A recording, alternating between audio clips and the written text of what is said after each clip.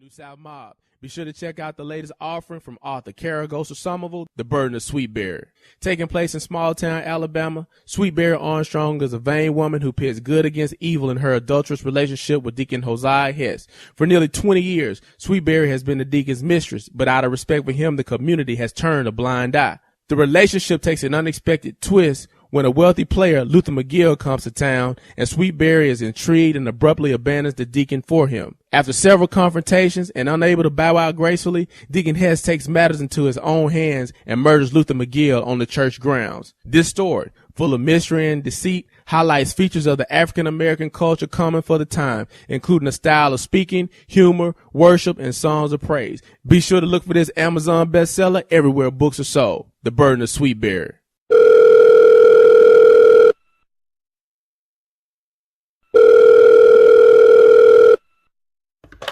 Internet, you are now listening to the FreeLunch podcast. This is your man, Premium Pete. Yeah, I'm calling from Brooklyn, and I'm letting you know that you're tuned right in. Don't go nowhere. The place to be is right here. Listen to the FreeLunch podcast. Cheers. Yeah.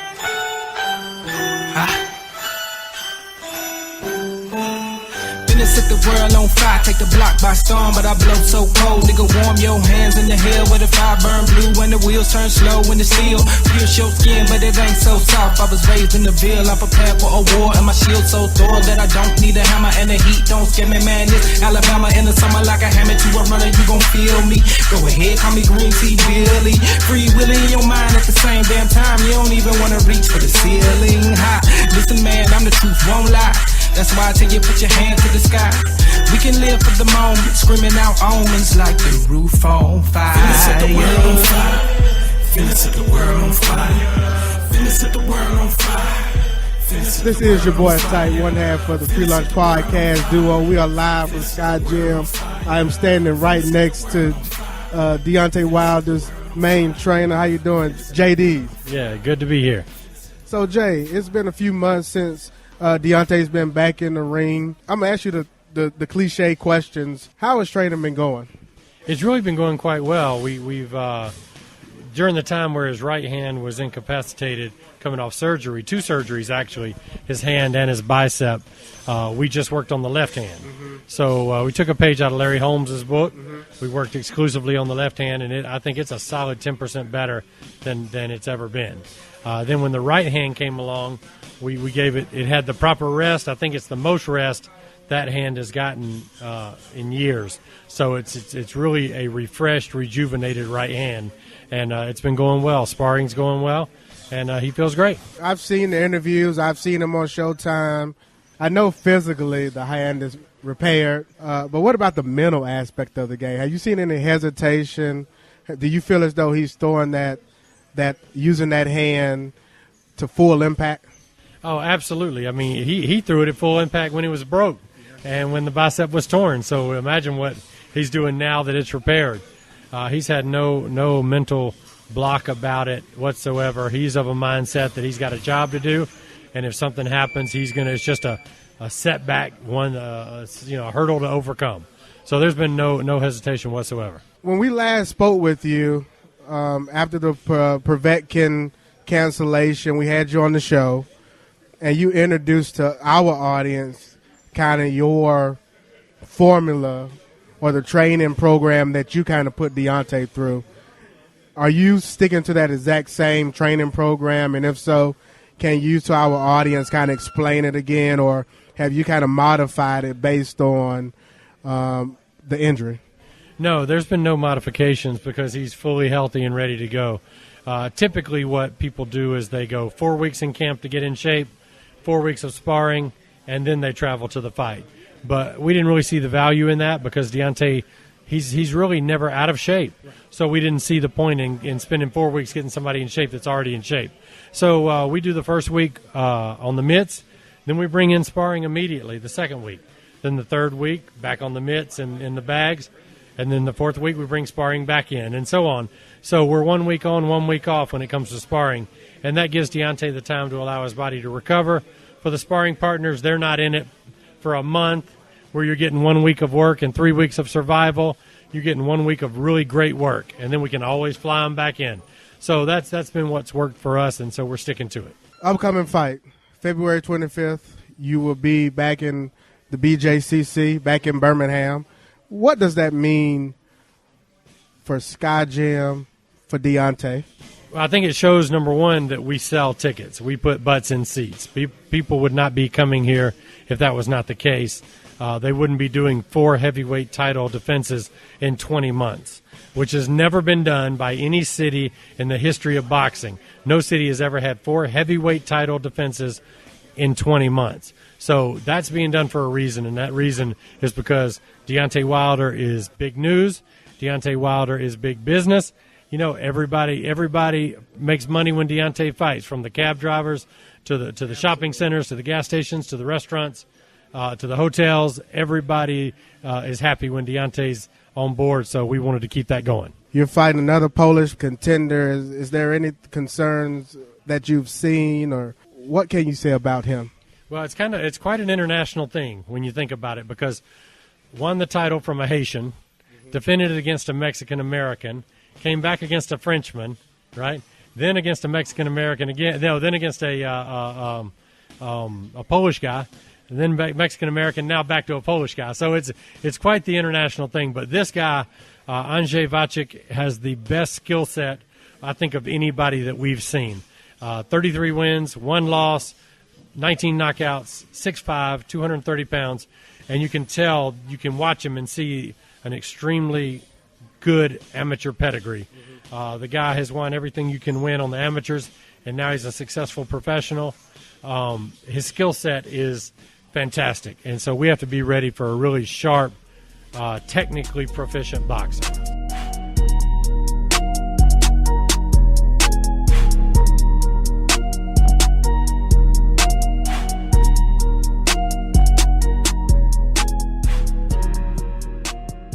I am with Deontay Wilder's main corner man, head trainer, Mark. How you doing, Mark? I'm good, yourself? Doing very well, doing very well. So I had an interesting conversation with you a few minutes ago, and I really wanted to just capture the mindset of a trainer, of a head corner man, as he prepares for a mega fight. Well, I mean, my thing, from being an ex-fighter, you have to keep the corner just as calm as possible. I'm pretty much the most calmest guy in the corner. But my thing is to keep Deontay calm, and just when he comes back in, just talk to him. I don't give him a whole story of what I see. That's bits and pieces of what I see, and then just do it like that. I might tell him, don't throw more jabs, do this, do that. But that's it. Give him water, tell him to breathe, and just get him ready to go back in there. As the voice in the corner for you, what are you looking at? Are you more looking at Deontay? Are you looking at his opponent? What are you kind of eyeing throughout each round? Well, I look at different things the other guy does, his movement, the way he's moving, and then I look at basically what Deontay's doing, with his jab, with certain moves he's doing. But my thing with him is to stay in control. I want him to stay in control in the fight with his jab. The jab is the key in the whole fight. Is that in most of his fights, or that's just for this upcoming fight against his attender on February 25th? No, to me, all his fights is the key to his fight is his jab. To keep the guys on the outside. And, the thing is, everybody's looking for his right hand. Everybody knows he's got a hard right hand, but he's got a nice, hard, stiff jab. And my thing is, if you hit him with the jab, they're going to try to get out of the way of the right hand. So that makes it much easier. So, if you start throwing feints, they won't know what to do. During Deontay's last fight, when he broke his hand and injured his bicep, did you know that he had broken his hand at the time? No. He didn't say anything when he came back to the corner. He didn't say anything. I mean, it happened to me before, but I didn't say anything either. But, just keep fighting. Could you tell that he was favoring the hand at all? Did it appear as though he was favoring it? No, he didn't say anything when he came back to the corner. He didn't flinch or nothing. I'm like, I guess he was okay. As you prepare for the upcoming fight, February 25th, since the injury, have you seen a lapse? No, not at all. I mean, he'll throw it. He'll throw it regardless. There's no hesitation. There's no, he throws it without even thinking. It's just naturally. You can't worry about it. If you worry about it now, you're going to worry about it in the fight. So if you don't worry about it now, you're not going to worry about it at all. What are your thoughts on the upcoming fight? You guys have a Polish opponent.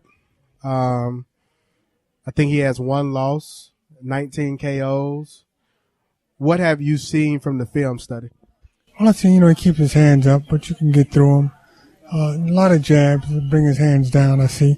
But a lot of jabs, throwing some right hands to the body, and make him bring his hands down. You make him bring his hands down and get him out of there. How did you and Deontay, how did you become his main guy in the corner? Oh, Jay Deas, his trainer, the guy who started him from boxing, had called me up. Well, he looked at a lot of my fights. But one day he called me up and was talking about he had fights, some of my fights, some of my old fights, would I like them? And I'm like, I didn't know what it was. I'm like, yeah, okay, yeah, all right. And he sent me the fights. I'm like, wow. And so then later on, he called my manager, Shelly Finkel at the time, and asked him about me. Had you trained anyone at this particular point? Yeah, I worked with Dominique Gwynn back in the days. I worked with Vernon Forrest for a little while. And just a couple of amateur guys. It's a lot of fun, though. Yeah.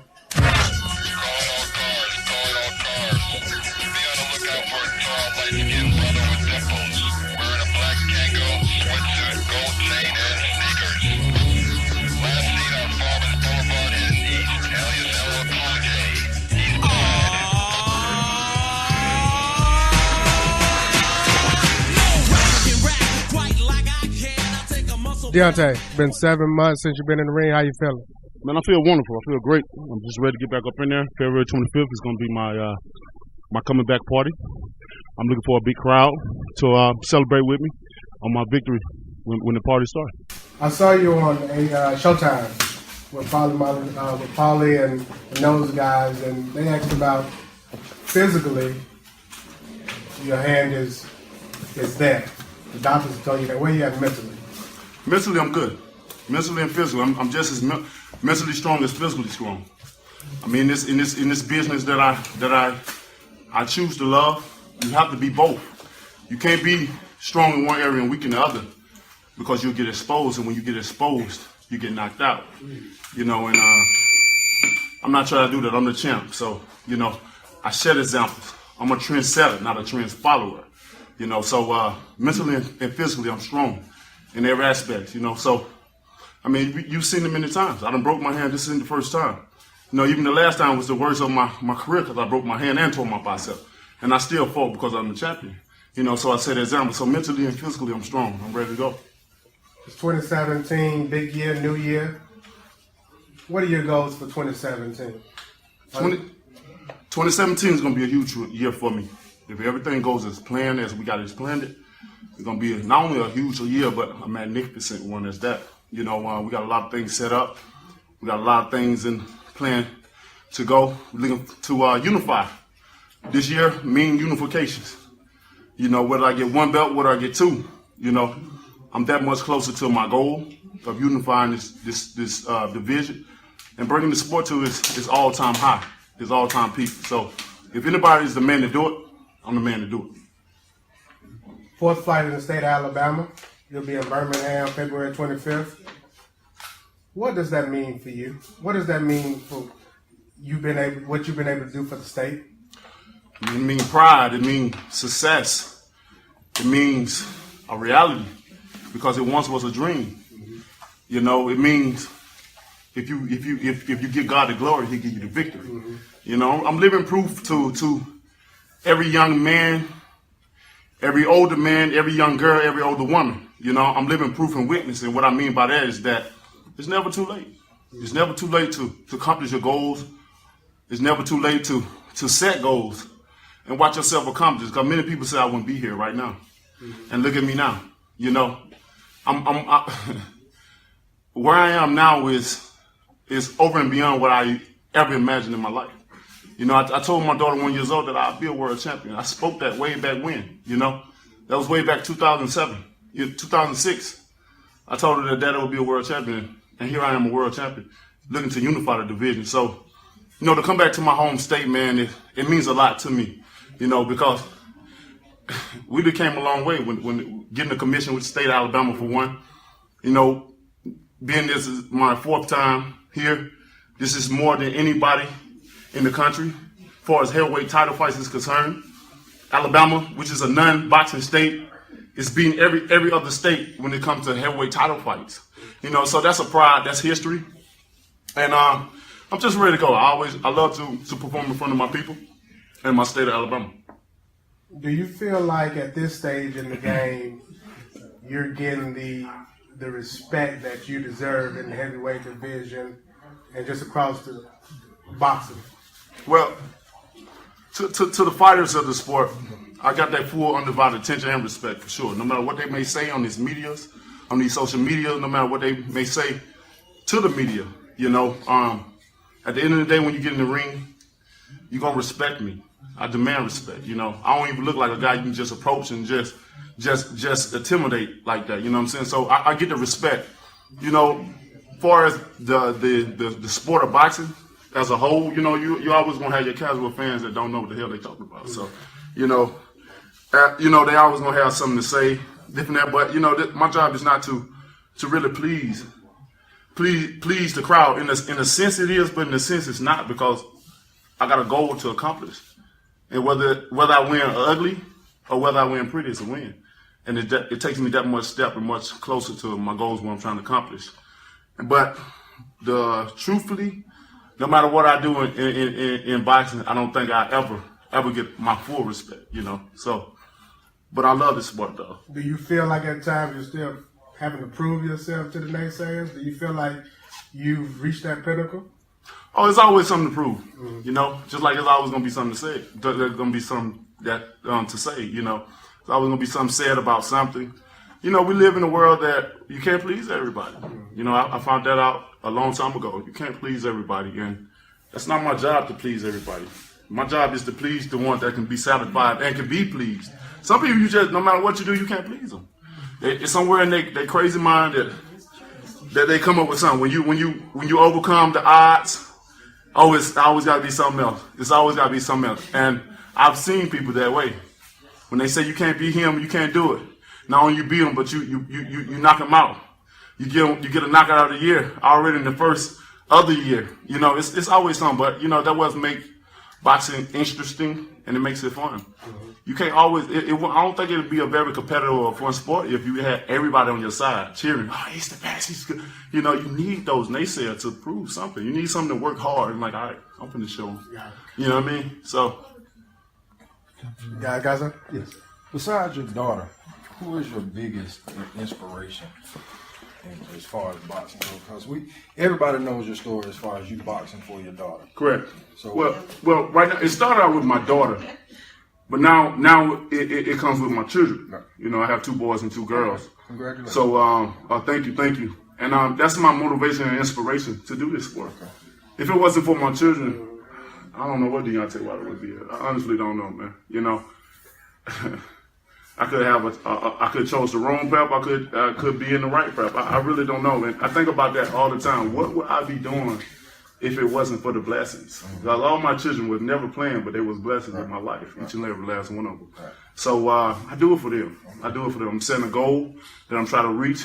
I never, ever was able to inherit nothing out of my family, and my father wasn't able to inherit nothing from his father. His father for that, and he is for that, but I can break that cycle of mine, you know, and that's my ultimate goal. Finna set the world on fire. Finna set the world on fire. Finna set the world on fire. Finna set the world on fire. Finna set the world on fire. Finna set the world on fire. Finna set the world on fire. Finna set the world on fire.